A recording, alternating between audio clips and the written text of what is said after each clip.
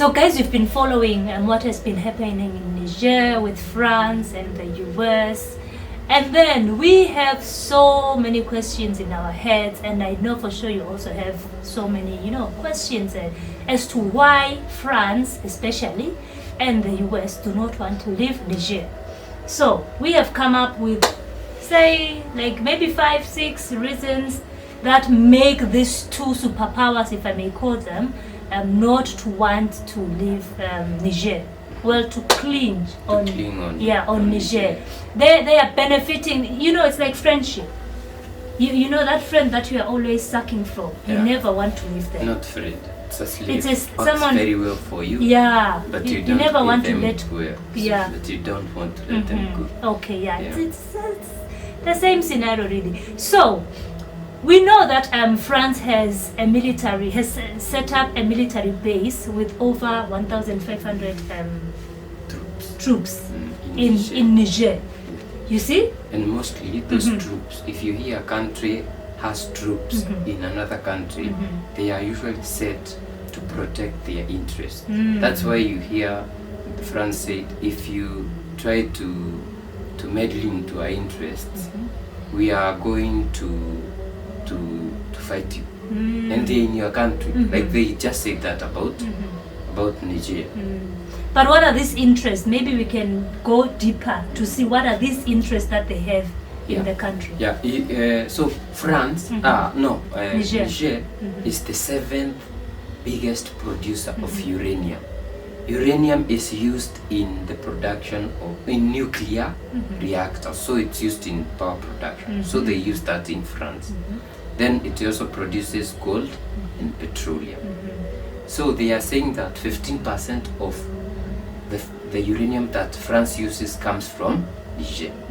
And coming from this place, it's not genuinely paid for. No, it's exploited. Yeah, it's exploited, it's cheap, people have bad working conditions, all that. Okay, so they discover an interest, they set up military base to protect ensure that you always they always control your government. But what of the US? What is the US doing in Niger? So the US has 2 military bases because they did set up what do they call drone base.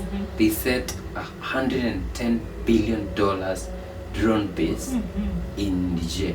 They were saying it's about protecting fighting the terrorists, but the terrorists are still there.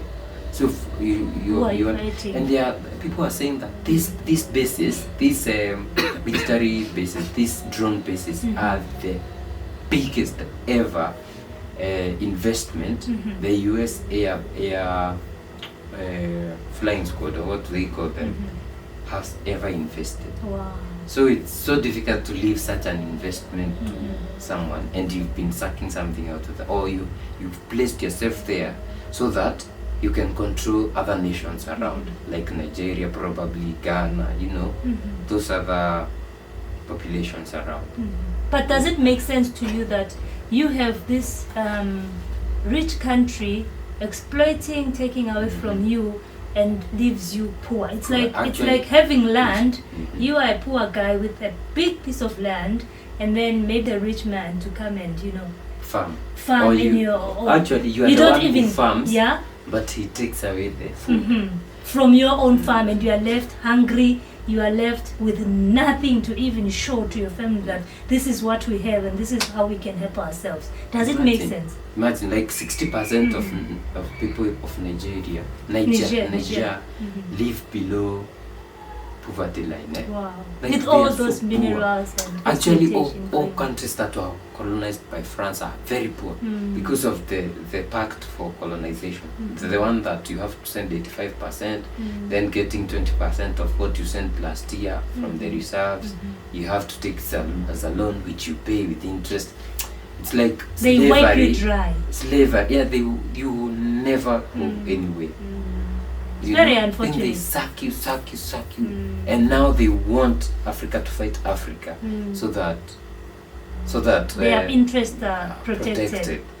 And by the way, today they said they are not going to remove their military after Niger said we have cut ties with, we have ended the pact with their military. US and France said we are not going to remove our military. So US has about 1,100 troops. So in total they have about 2,600 troops. Yeah. Wow. And bases and a lot of weapons, and they can always come in and bring more weapons. So Africa is at a gridlock. We are just hoping Russia will come through, because it seems most of, like Senegal is fighting.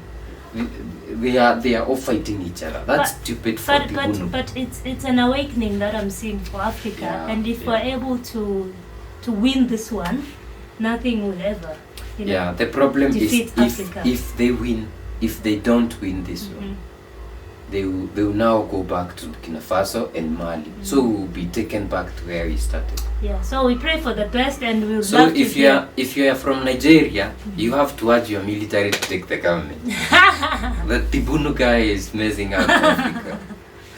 So guys, let's hear what you think about this matter. I would love to hear from you in the comment section. Make sure you drop us a comment and love, and then thumbs up the video if you enjoyed watching the video.